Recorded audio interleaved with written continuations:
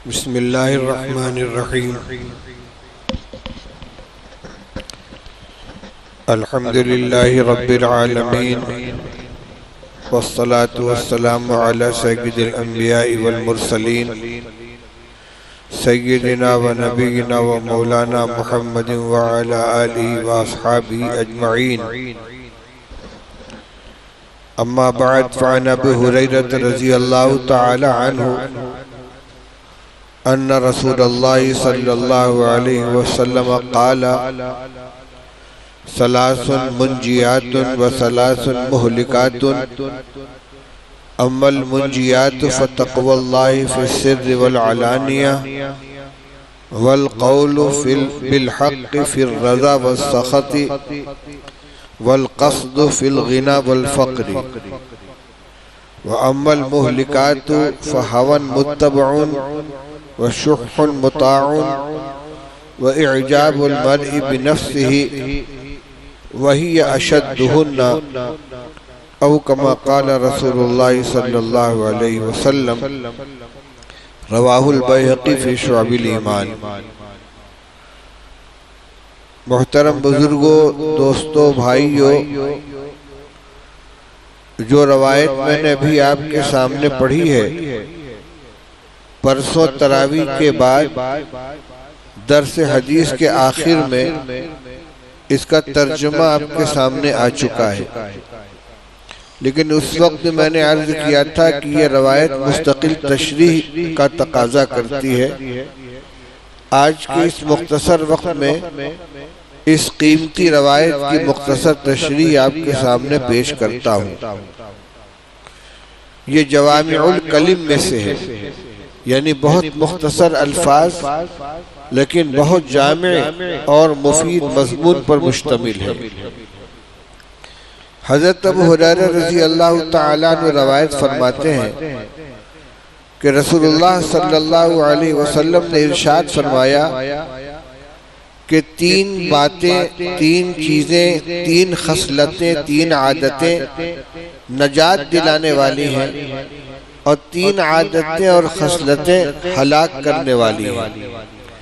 पहले तो आपने इजमाली तौर पर इशारा फरमाया, मुंजियात नजात देने वाली और मुहलिकात हलाक करने वाली। नजात और हलाकत का ताल्लुक दीन से भी है, दुनिया से भी है। यानी जिन चीज़ों को मुंजियात कहा गया है, नजात दहिंदा करार दिया गया है, उनके इख्तियार करने से आदमी दुनिया के एतबार से भी राहत और चैन में रहेगा, आफियत की जिंदगी गुजारेगा, मुसीबतों से बचा रहेगा, हलाकत से महफूज रहेगा और आखिरत के एतबार से भी कामयाब होगा और नजात से हमकनार होगा। इसी तरह जिन चीज़ों को मोहलिक करार दिया गया, तबाह कुन बतलाया गया, अगर कोई उनका आदी हो जाता है तो दोनों जगह की मुसीबत का सामना करना पड़ेगा। दुनिया में भी परेशानी का सामना होगा, तंगी और हलाकत का सामना करना पड़ेगा और आखिरत के एतबार से भी नुकसान उठाएगा। उसके बाद रसूलुल्लाह सल्लल्लाहु अलैहि वसल्लम ने दोनों की तशरीह फरमाया कि अम्मल मुंजियातु फ़तक़वल्लाहि फ़िस्सिर्रि वल अलानिया वल क़ौलु बिल हक़्क़ि फ़िर रज़ा वस्सख़ति वल क़स्दु फ़िल ग़िना वल फ़क़्रि। तीन बातें हैं और तीनों अलग अलग मज़मून पे मुश्तमिल है। नंबर एक फरमाया अल्लाह से डरना, अल्लाह का तक़वा इख्तियार करना, छुपे में भी खुले में भी, तन्हाई में भी मजमे में भी, अंदर भी बाहर भी। सिर के माने छुपी हुई चीज और अलानिया के माने खुली हुई चीज। अब इसकी जितनी सूरतें हो सकती सब इसके अंदर शामिल है। एक तो ये कि तन्हाई में आदमी कोई गुनाह करे, ये मासियत होगी सिर की, और लोगों के सामने गुनाह करे, ये अलानिया है। एक ये है कि दिल के अंदर कोई गुनाह पाया जाए, ये सिर है, और जाहिरी आज़ा से कोई गुनाह हो, ये अलानिया है। आप सोचेंगे दिल के अंदर कौन सा गुनाह होगा, तो बहुत से गुनाह हैं। तकब्बुर की मजम्मत आप सुन चुके हैं कि जिस शख्स के दिल के अंदर राई के दाने के बराबर भी तकब्बुर होगा वो जन्नत में नहीं जाएगा, और जब जन्नत में नहीं जाएगा तो जहन्नम में जाएगा। तो ये गुनाह किसका है? दिल का है। इसी तरह अल्लाह ताला फरमाते हैं कि बदगुमानी से बचो। क्यों? इन्ना बाज़ ज़न्न इस्मुन, बाज़ गुमान गुनाह होते हैं। हसद गुनाह है, किसी की अच्छाई को देखकर जलना, ये नेकियों को खा जाने वाला है। जिस तरह आग लकड़ी को खा जाती है, तो जो चीज नेकियों को खा जाएगी जाहिर बात है कि वो गुनाह है। तो हसद है, बुग़्ज़ है, कीना है, बदगुमानी है, तकब्बुर है, ये सारे वो गुनाह हैं जिनका ताल्लुक कल्ब से है। और एक मौके पर तो अल्लाह ताला ने साफ साफ दिल के गुनाह का तज़किरा किया है। वला तक्तुबु शहादा वमन यक्तुमहा फइन्नहु आसिमुन क़ल्बुहु, फरमाया कि तुम गवाही को छुपाओ मत, और जो गवाही को छुपाएगा तो उसका दिल गुनाहगार है। यानी अगर किसी शख्स के हक का सबूत आपकी गवाही पर मौकूफ है, या कोई दीनी शरई मसला आपकी गवाही पर मौकूफ है कि आप गवाही देंगे तो सही फैसला होगा वरना नहीं होगा, तो हक की हिमायत के लिए इस गवाही का अंजाम देना, अदा करना फर्ज है। मिसाल के तौर पर ईद का मौका आ गया, अब्र छाया हुआ है, आम तौर से चांद की रुयत नहीं हुई। दो आदमी ने चांद देखा और दोनों आदिल हैं, नेक हैं, सिका हैं, और यकीन के साथ चांद देखा है, इसमें कोई शक व शुबा नहीं।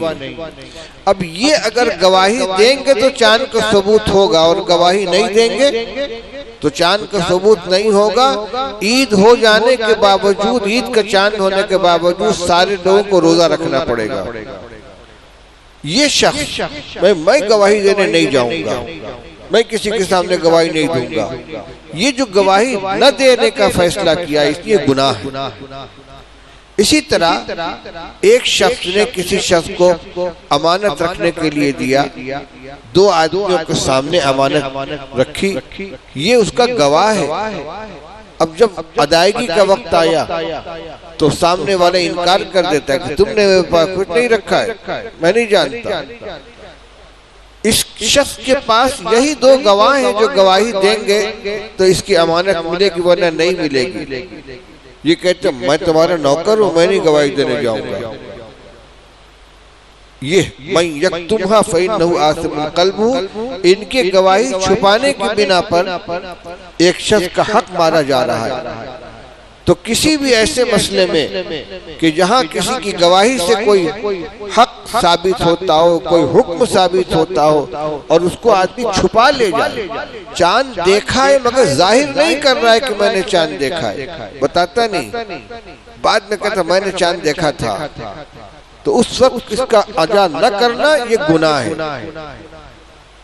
देवबंद में छत्ता मस्जिद के अंदर एक साल रमजान में 29 तारीख की शाम को हजरत मुफ्ती साहब ने फरमाया भाई जाओ चांद देखो, जो लोग मोतकिफ नहीं है छत पे चले जाए चांद देखें। चांद नजर नहीं आया, अब्र था, और ऐलान हो गया मशरूयत हिलाल कमेटी जो दारुल की है कि कल रमजान की 30 तारीख होगी। फजर के वक्त एक साहब ने कहा हजरत मैंने चांद देखा था, मैंने चांद देखा था। आपने फरमाया पूरब की तरफ देखा था कि पश्चिम की तरफ? ईद का चांद इतना दूध हजम नहीं होता कि शाम को तुमने चांद देखा और अभी तक तुम्हारे पेट में छुपा हुआ है। ये तो वो मौका है कि जिसमें मुब्तदा कहने की भी इजाजत नहीं है कि हादल हिलाल, बल्कि हल हिलालु वल्लाह, चांद चांद, इतना भी कहने की का मौका नहीं रहता कि वो चांद है, वो भी नहीं कहता चांद चांद चांद। तो बहरहाल ये तो एक लतीफा हुआ, उनकी बात का एतबार नहीं किया गया। और अगर कोई देखे तो जहां जरूरत हो वहां उसको गवाही देनी है। तो मैं ये कह रहा था कि कल्ब का भी गुनाह होता है, कल्ब भी गुनाहगार होता है, लिहाजा इत्तकुल्लाह फी सिर्र वल अलन का जहाँ ये मतलब है कि छुप कर गुनाह मत करो और खुल कर गुनाह मत करो, वहीं ये भी मतलब है कि जाहिरी आज़ाए बदन से भी गुनाह मत करो और दिल से जो गुनाह होता उससे भी बचो, हर हाल में गुनाह से बचो। जो गुनाह लोगों की निगाहों में आए उससे तो हम परहेज करें, और जो खलवत में और तन्हाई में अंजाम दिया जाए उसकी कोई परवाह न हो। तो ये गुनाह से बचना अल्लाह के डर से नहीं हुआ बल्कि लोगों के डर से हुआ कि मैं अल्लामा हूँ, मैं मुफ्ती साहब हूँ, मैं इमाम साहब हूँ, मेरी ये हरकत लोगों के सामने आ जाएगी तो मेरी हैसियत मजरू होगी, इसलिए गुनाह से आदमी बच रहा है। अल्लाह के डर की वजह से गुनाह से नहीं बचता, क्योंकि अल्लाह के डर से अगर बचना हो तो जैसे अल्लाह मजमे में गुनाह करने की हालत में हमारे गुनाह को देख रहा है, तन्हाई के अंदर भी उतना ही उसका इल्म है, उसके अंदर कोई कमी नहीं है। यअलमु सिर्र व अख़फ़ा, वो छुपी हुई चीज को भी जानता है और बहुत छुपी हुई चीज को भी जानता है। यअलमु सिर्र, सिर तो छुपी हुई चीज हो गई, और अख़फ़ा बहुत खफी, बहुत बारीक चीज जिसको कोई न जान सके, अल्लाह के इल्म में रहता है।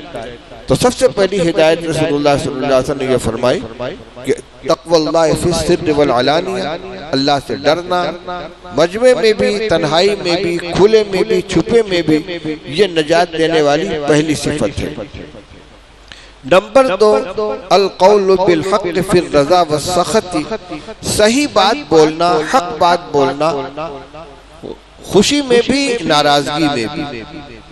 चाहे आदमी नॉर्मल पोजीशन में हो, गुस्सा नहीं है, अपने हवास अपने काबू में, उस वक्त एक बात जुबान से निकालता है, ठीक है, सही बात बोलता है, गलत नहीं बोलता, नामुनासिब गुफ्तगू नहीं करता, गाली गलोच नहीं करता, ओल फोल नहीं बकता, ये तो ठीक है। आप फरमाते गुस्से में जितना अपने ऊपर काबू है, वो जितनी एहतियात है कि सही बात बोलेंगे, ये रजामंदी की हालत में जितना अपने ऊपर इख्तियार है, जितनी एहतियात है, गुस्से की हालत में भी उतनी ही एहतियात होनी चाहिए, बात ना मुनासिब ना निकले।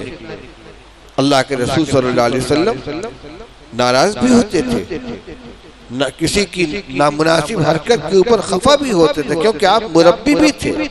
अब मुरब्बी का काम ये है कि अगर गलती देखे तो नाराजगी का इजहार करे, लेकिन कभी कोई गलत बात आपकी जुबान से नहीं निकली। आपने फरमाया है कि मैं गुस्से में भी सही बात कहता हूँ। तो ये बात अगर इख्तियार कर ले आदमी तो इंशाअल्लाह वो नजात पाएगा, कामयाब रहेगा, दुनिया और आखिरत दोनों जगह उसको कामयाबी मिलेगी, वहां की भी पकड़ से बचेगा। यानी जो गलती गुस्से में जुबान की बेएहतियाती की वजह से हो सकती है, किसी को गाली बक दिया, किसी पर इल्जाम लगा दिया, तो क्या होगा? अभी कल रवायत आप पढ़ चुके हैं कि सारी नेकियां उठाकर दूसरे को दे दी जाएंगी। आखिरत की बर्बादी ही तो है, हलाकत ही तो है।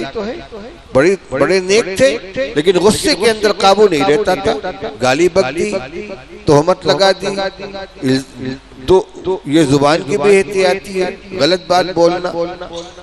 अभी कल जो रवायत आई थी उसमें ये भी था कि मुझको गाली दी है इसने, मेरे ऊपर बोहतान बांधा है, तो गाली बकने पर भी नेकी दे दी जाएगी, बोहतान बांधने पर भी नेकी दे दी जाएगी। तो गुस्से में कोई गाली जुबान से न निकले, कोई गलत इल्जाम जुबान से न निकल जाए, इस पर काबू रखे आदमी। नंबर 3 फरमाया कि अल क़ौलु अल क़स्दु फिल गिना वल फ़क़्र, मियाना रवि इख्तियार करना, इअ्तिदाल से खर्च करना, खुशहाली में भी और तंगदस्ती में भी। दरमियानी दर्जे के खर्च का मतलब क्या होता है? अल्लाह ताला फरमाते हैं वला तजअल यदका मगलूलतन इला उनुक़िका वला तबसुतहा कुल्लल बस्ति, न तो कंजूसी की वजह से अपनी मुट्ठी बनकर के गले से लगा लो, कोई ले न जाए। जैसे बच्चे को देखिए, बच्चा कोई चीज लिए हुए है, उसे गला मुझको दो, यूं कर लेगा, तशबीह दी जा रही है। वला तजअल यदका मगलूलतन इला उनुक़िका, अपने हाथ को गर्दन का तौक मत बनाओ, गर्दन से मत लगाओ, ये तो बुखल की बिना पर होगा। वला तबसुतहा कुल्लल बस, और न बिल्कुल फैला दो इसको, जिसका जो जी चाहे ले जाए, कोई रुकावट नहीं है। फतक़उद मलूमम महसूरा, अगर ऐसा करोगे तो मलामत ज़दा और हसरत ज़दा होकर बैठोगे। पहली सूरत में जब बुखल करोगे तो लोग मलामत करेंगे, बड़ा कंजूस है, बहुत मक्खी चूस है। और दूसरी सूरत में महसूरा, हसरत के शिकार हो गए, अफसोस करना पड़ेगा कि बहुत कुछ था लेकिन मेरी बेहतियाती की वजह से सब खत्म हो गया, अब जरूरत के वक्त मेरे पास कुछ नहीं है। तो फरमाया कि बीच का रास्ता इख्तियार करो, खुशहाली हो तब भी, बहुत पैसा है तो उड़ाओ मत, और तंगी है तो कंजूसी मत करो। और जो आदमी इत्तेदाल का आदी होगा उसका बैलेंस बना रहेगा। जब कारोबार चल रहा है, पैदावार हो रही है, फल आ रहा है, बिजनेस चल रहा है, तो जितनी खर्च जितना यौमिया खर्च है, दवा, इलाज, खाना पीना, लिबास, उससे ज्यादा कमाई हो रही है, तो कुछ बचत होती रहेगी, कुछ बैलेंस बचता रहेगा। और उसके बाद कारोबार में तो हालात आते ही रहते हैं। लॉकडाउन लग गया, देख लीजिए क्या क्या हुआ, तंगदस्ती हो गई, परेशान हो गए लोग। तो अगर ऐसा वक्त आ गया कि कारोबार नहीं चल रहा है, खेत में पाला मार दिया, गल्ला पैदा नहीं हुआ, माल डूब गया, नुकसान हो गया, तो जितना रोजाना का खर्च उतनी आमदनी नहीं हो रही है, तो उस वक्त की बचत यहाँ काम आएगी। इत्मीनान से आदमी जिंदगी बसर करेगा। मियाना रवि में यह फायदा है, और दोनों जगह का फायदा है। इसलिए कि जब इत्तेदाल नहीं रहेगा, फजूल खर्ची करेगा, तो फजूल खर्ची करने में इन्नल मुबज़्ज़िरीन कानू इख़वाना शयातीन व काना शैतान लिरब्बिही कफूरा फरमाया गया। वला तुबद्दिर तब्दीरा, फजूल खर्ची मत करो। क्यों? इसलिए कि फजूल खर्ची करने वाले शैतान के भाई हैं, और शैतान अपने रब का बड़ा नाशुक्रा है। फजूल खर्ची को गुनाह करार दिया गया, खास तौर से अगर किसी मासियत के काम में खर्च किया जा रहा हो। इसी तरह जब आदमी तंगदस्त हो, कंजूस होगा, तो वाजिब और फर्ज नफकात के अंदर भी कमी करेगा। बाल बच्चों पर खर्च करना है, बीवी पर खर्च करना है, मुअम्मर वालिदैन के ऊपर खर्च करना है। इसी तरह ज़कात निकालनी है, सदका निकालना है, फर्ज हो चुका है सदका, ज़कात फर्ज हो चुकी है, लेकिन कंजूसी की वजह से नहीं निकालता तो गुनाह होगा।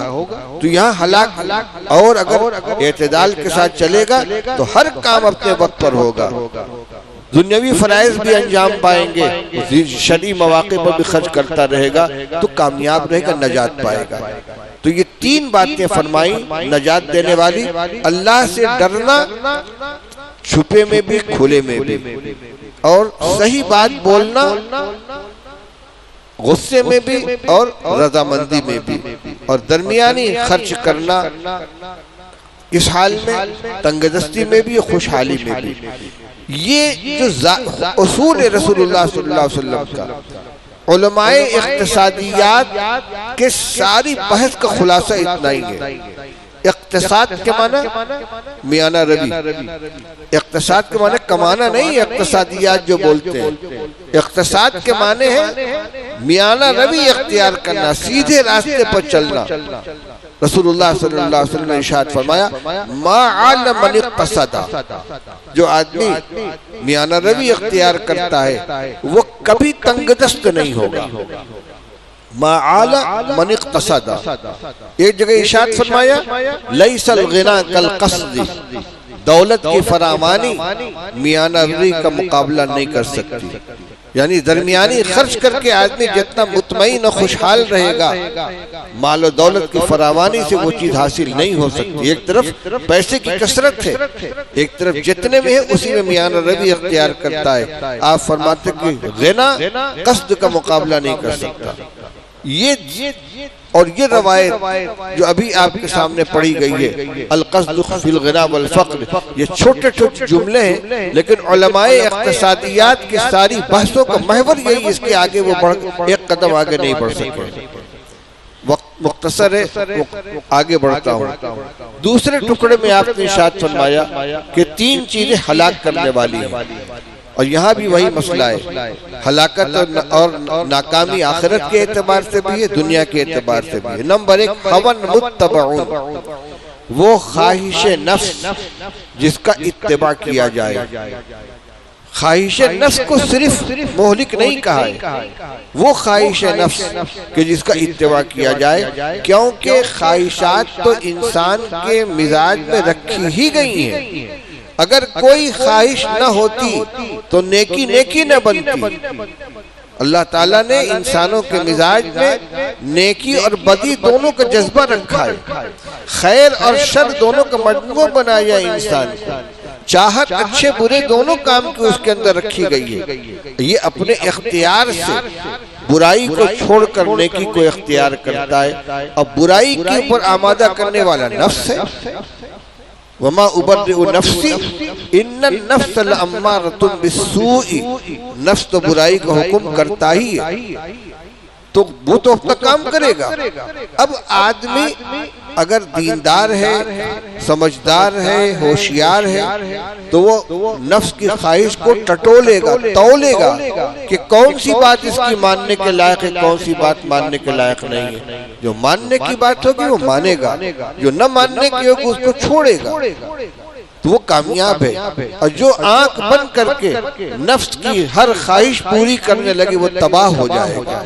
इसको फरमाया कि पहले नंबर पर हलाक करने वाली चीज क्या है? हवन मुत्तबऊन, वो ख्वाहिश नफ्स जिसका इत्तिबा किया जाए। नंबर 2, शुहुन मुताउन, शुहुन मुताउन, वो ये क्या करे बड़े मियां? अरे ये क्या कर रहे हैं बैठ कर मस्जिद के अंदर है? ये शुहुन मुताउन का मतलब क्या हुआ? शुह के माना ये 2 सिफत का मजमुआ है। इंसान के फितरत के अंदर माल की मोहब्बत रखी हुई है, और माल की मोहब्बत का 2 तकाजा होता है, ज्यादा से ज्यादा माल मेरे पास आए, और जो मेरे पास है ये जाने न पाए। अगर ये इत्तेदाल के साथ है तो ये फितरी तकाजा है, आदमी इसीलिए मेहनत करता है, कुछ कमाता है, कुछ खर्च करता है।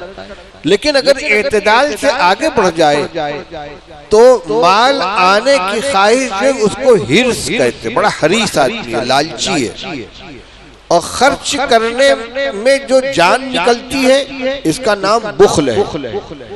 तो माल की गलत मोहब्बत जब पैदा हो जाती है तो आदमी हरीस भी हो जाता है, बखील भी हो जाता है। जो मेरे पास नहीं है सब मुझे मिल जाए, और जो मेरे पास फूटी कौड़ी जाने न पाए।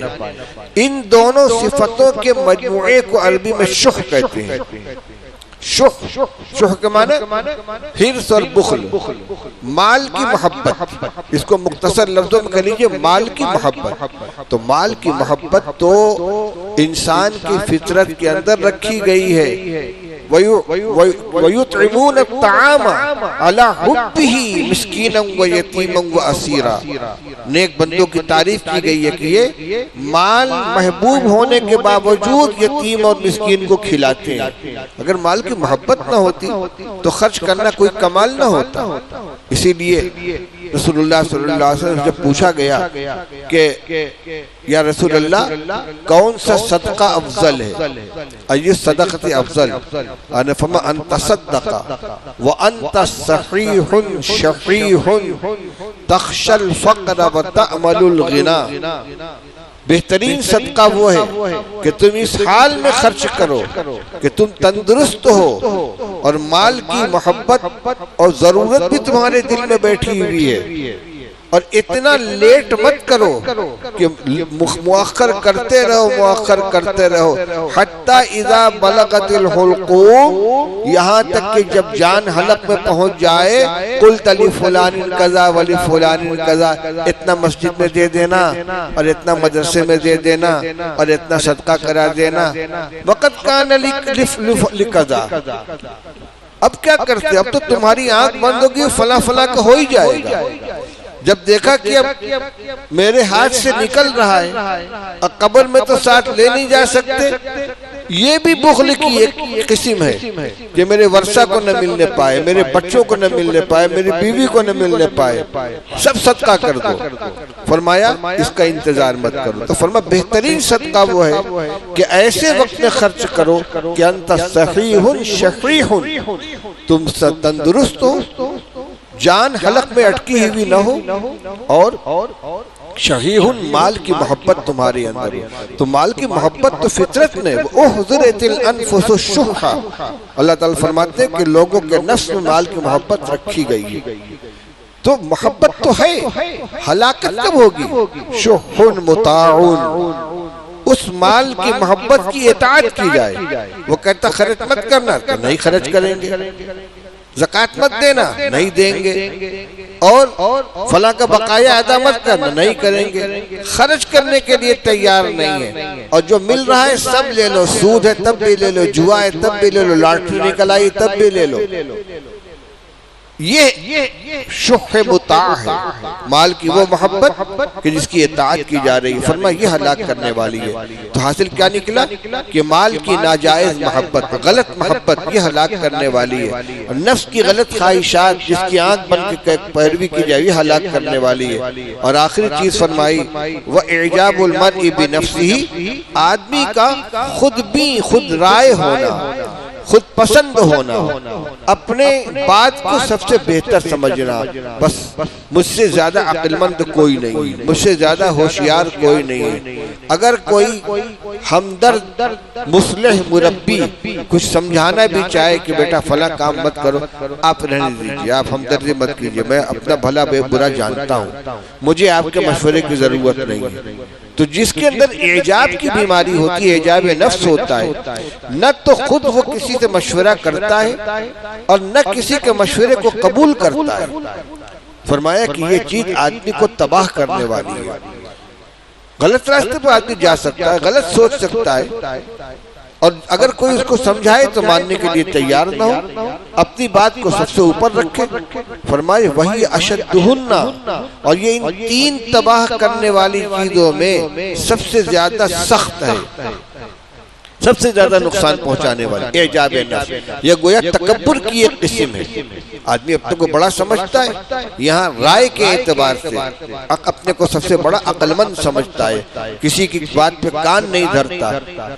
ऐसे जो मरीज अपने को मरीज न समझे, उसका कोई दुनिया में इलाज नहीं कर सकता। अफलातून भी आ जाए, हकीम जालिनूस भी आ जाए, तो उसका इलाज नहीं कर सकते। इसलिए एक आदमी को शुगर हो गई, बदन फूल गया, वरम हो रहा है, उससे कहते हैं वजन कम करो, कहते हसद करते हो, हसद करते हो, मेरा वजन बढ़ रहा है, तंदुरुस्ती आ रही तो तुमको जलन हो रही है, उसका इलाज होगा?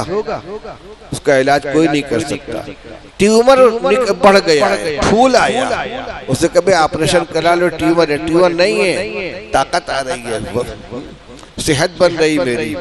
तो जो बीमार अपने को बीमार न समझे, उसका कोई इलाज नहीं कर सकता। तो ये एजाबे नफ्स के अंदर ये बीमारी होती है, खराबी होती है। तो फिर तर्जुमा कर दूं, रसूलुल्लाह सल्लल्लाहु अलैहि वसल्लम ने इरशाद फरमाया कि तीन चीजें नजात देने वाली है, तीन चीजें हलाक करने वाली है। नजात देने वाली तीन चीजें, अल्लाह से डरना, छुपे में भी खुले में भी, सही बात बोलना, रजामंदी में भी गुस्से में भी, और मियाना रवैया इख्तियार करना, खुशहाली में भी तंगदस्ती में भी। और जो तीन चीजें हलाक करने वाली हैं, एक नफ्स की ख्वाहिश जिसका इत्तिबा किया जाए, और माल की मोहब्बत यानी गलत मोहब्बत कि जिसकी पैरवी की जाए, और खुद राय होना, खुद भी होना। और फरमाए कि सबसे ज्यादा सख्त और शदीद है। अल्लाह ताला हम सबको नबी करीम सल्लल्लाहु अलैहि वसल्लम के इरशादात पर अमल करने की और इनको अपने लिए उसवे हयात बनाने की, राह अमल के लिए इख्तियार करने की तौफीक अता फरमाए। व आखिर दावाना अनिल हम्दुलिल्लाहि रब्बिल आलमीन।